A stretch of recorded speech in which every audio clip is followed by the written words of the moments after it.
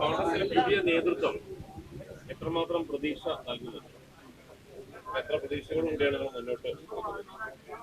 കോൺഗ്രസിനെ സംബന്ധിച്ചിടത്തോളം ഈ ഒരു വർഷം എന്ന് പറയുന്നത് ഏറ്റവും പ്രധാനപ്പെട്ട, വളരെ ഗൗരവത്തോടു കൂടി കാണേണ്ട ഒരു വർഷമാണ്. അതുകൊണ്ട് തന്നെ പാർട്ടിയിലെ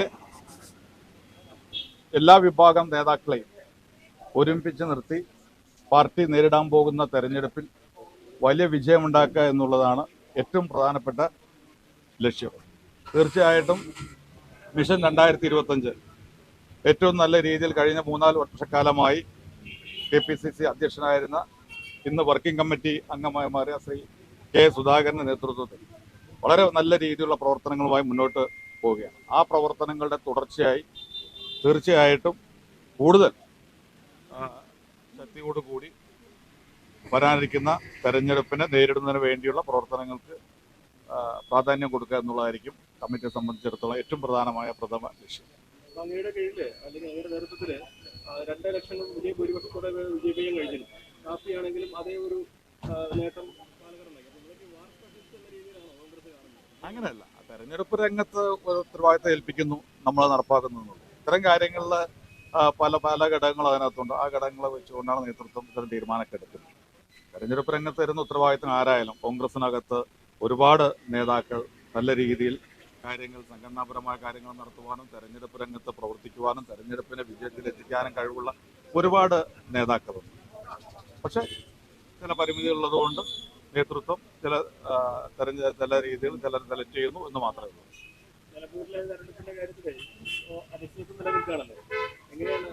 ഞങ്ങളെ സംബന്ധിച്ചിടത്തോളം നിലമ്പൂരിന്റെ തെരഞ്ഞെടുപ്പ് പ്രവർത്തനത്തെ 1-ാം ഘട്ടം പൂർണ്ണമായി ഇതിനകം കഴിഞ്ഞു.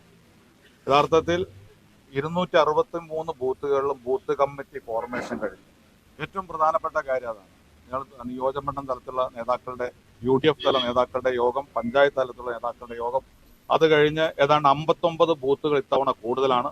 പക്ഷെ ഇതിനകത്ത് തന്നെ 263 ബൂത്തുകളിലും ഞങ്ങൾ UDFന്റെ ബൂത്ത് കമ്മിറ്റികൾ നിലവിൽ വന്നു. ഏത് സമയത്താണോ തെരഞ്ഞെടുപ്പ് പ്രഖ്യാപിക്കുന്നത് ആ ദിവസം തന്നെ ഞങ്ങൾക്ക് സ്ഥാനാർത്ഥിയെ പ്രഖ്യാപിക്കാൻ കഴിയുന്ന രീതിയിൽ മുന്നോട്ട് പോവുകയാണ്. പ്രഖ്യാപിക്കുന്ന ദിവസം മുതൽ തന്നെ ഈ 263 ബൂത്തുകളിലും UDFന്റെ പ്രവർത്തനങ്ങൾ അതിശക്തമായ രീതിയിൽ തുടങ്ങാൻ കഴിയുന്ന രീതിയിൽ പാർട്ടി UDF ശക്തമാണ്. ജൂലൈ 12 വരെ സ്വാഭാവികം 6 മാസത്തിനിടയിലാണ് തെരഞ്ഞെടുപ്പ് പ്രഖ്യാപനം വരിക. ജൂലൈ 12 വരെ ഉള്ള സമയമുണ്ട്. അപ്പൊ ഏത് സമയത്തും ഞങ്ങൾ തെരഞ്ഞെടുപ്പ് പ്രതീക്ഷിക്കുന്നുണ്ട്. ആ തെരഞ്ഞെടുപ്പ് പ്രതീക്ഷിക്കുമ്പോൾ ഞങ്ങൾക്ക് പ്രഖ്യാപിച്ചു കഴിഞ്ഞാൽ, ഞാൻ പറഞ്ഞല്ലോ, അടുത്ത ദിവസത്തേക്ക് വെക്കാതെ തന്നെ ആ ദിവസം തന്നെ തെരഞ്ഞെടുപ്പ് പ്രവർത്തനം തുടങ്ങാൻ കഴിയുന്ന രീതിയിൽ UDF സംവിധാനം സജ്ജമാണ്. പ്രഖ്യാപനം വരുമ്പോൾ UDF ചെയർമാൻ മാറുന്നു, അതുപോലെ തന്നെ വൈസ് പ്രസിഡന്റുമാർ പുതിയ ആളുകൾ വരുന്നതിന് ഒരു കൂട്ടമായ നേതൃമാറ്റം തന്നെ ഉണ്ടാവുന്നു. എന്തുകൊണ്ട് ഇത്തരം ഒരു കൂട്ടമാറ്റത്തിലേക്ക് സാഹചര്യം?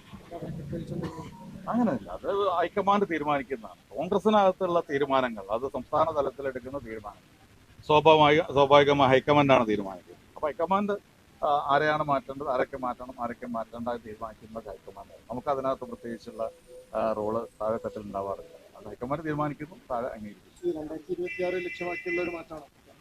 2026 ഏറ്റവും പ്രധാനപ്പെട്ടതാണ്.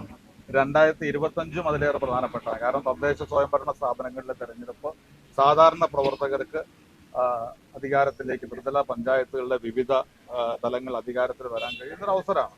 അപ്പൊ അതിനെ ഒരുക്കുക എന്നുള്ളതാണ് ഏറ്റവും പ്രധാനപ്പെട്ട കാര്യം. അത് കഴിഞ്ഞ് 2026 നിയമസഭാ തെരഞ്ഞെടുപ്പ്, 10 വർഷക്കാലത്തെ പിണറായി വിജയൻ ഗവൺമെന്റിൽ നിന്നൊരു മോചനം കേരളത്തിലെ ജനങ്ങൾ ആഗ്രഹിക്കുന്നു. അപ്പോൾ ആ ജനങ്ങളുടെ ആഗ്രഹം അത് സബലീകരിക്കുന്നതിന് വേണ്ടി UDF ഏറ്റവും ശക്തമായ രീതിയിൽ ജനങ്ങളുടെ വികാരം ഉൾക്കൊണ്ട് പ്രവർത്തിച്ച് UDF ഗവൺമെന്റിന് അധികാരത്തിൽ കൊണ്ടുവരിക എന്നുള്ളതാണ് ഞങ്ങളുടെയൊക്കെ ലക്ഷ്യം. ഈ തദ്ദേശ തെരഞ്ഞെടുപ്പിന്റെ സമയത്ത് എപ്പോഴും മലപ്പുറം ജില്ലയിലെ UDFൽ കോൺഗ്രസും ലീഗും പരസ്പരം മത്സരിക്കുന്ന പല സാഹചര്യങ്ങളുണ്ടായിട്ടുണ്ട്. ഇത്തവണ അത്തരത്തിലുള്ള സാഹചര്യങ്ങൾ മുൻകൂട്ടി കാണുന്നുണ്ടോ? അങ്ങനെ ഒരിക്കലുമില്ല. ഒരു കാലഘട്ടത്തിലും ഇല്ലാത്ത രീതിയിൽ UDFന്റെ പ്രവർത്തകർ ഈ 10 വർഷക്കാലത്തെ 9 വർഷക്കാലത്തെ ഇടതുപക്ഷ ഭരണം കൊണ്ട് ഏറ്റവും ബുദ്ധിമുട്ട് അനുഭവിക്കുകയാണ്. എന്ത് വിട്ടുവീഴ്ച ചെയ്താലും ശരി, ത്രിതല പഞ്ചായത്തുകൾ വലിയ രീതിയിലുള്ള വിജയം ഉണ്ടാവണമെന്ന് UDFന്റെ പ്രവർത്തകർ ആഗ്രഹിക്കുന്നു.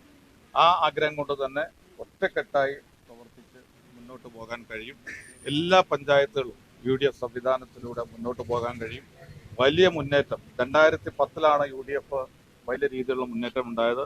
ഈ ഒരു തെരഞ്ഞെടുപ്പ് അതിനേക്കാൾ വലിയ മുന്നേറ്റം ഉണ്ടാക്കാൻ കഴിയുന്ന തദ്ദേശ സ്വയംഭരണ തെരഞ്ഞെടുപ്പായിരിക്കും. കോൺഗ്രസിന്റെ ഏറ്റവും വലിയ പ്രശ്നം എന്ന് പറഞ്ഞാൽ എപ്പോഴും ഈ ഗ്രൂപ്പാണ്.